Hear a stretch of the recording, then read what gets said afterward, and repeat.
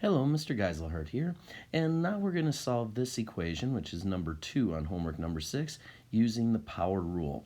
Now, before we get into the power rule, we have to realize that when we do something to both sides of the equation, it's okay to do that. For example, you can add the same thing to both sides of the equation. You can subtract the same thing from both sides, or multiply or divide. The same thing is true with exponents and logs. You can take the log of both sides and it doesn't change the equation, or you can make both sides into an exponent and it doesn't change the equation.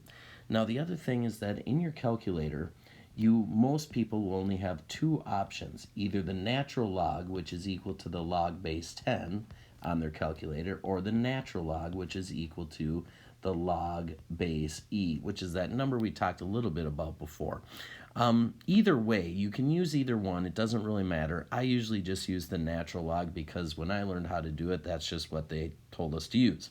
So what I'm going to start doing is whenever I have an exponent in the whenever I have a variable in the exponent, that's when I'm going to want to use either the log or the natural log, because then we can use the power rule to get that out of the exponent.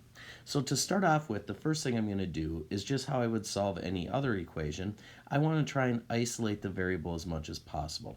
So I'm going to start by dividing both sides by 10. That will leave me with 1.3 to the 5x is equal to 7.5. Now I'm going to take the natural log of both sides.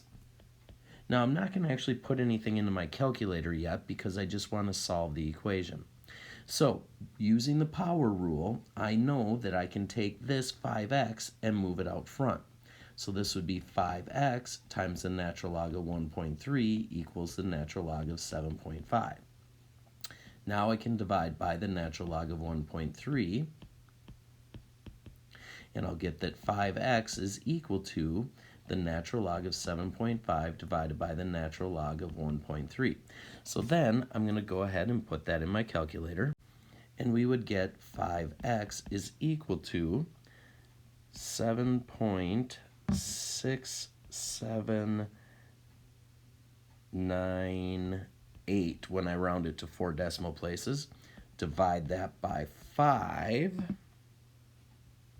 And you get that x is equal to 1.536 when rounded to the nearest 4 decimal places, because this one would actually be a 0 there.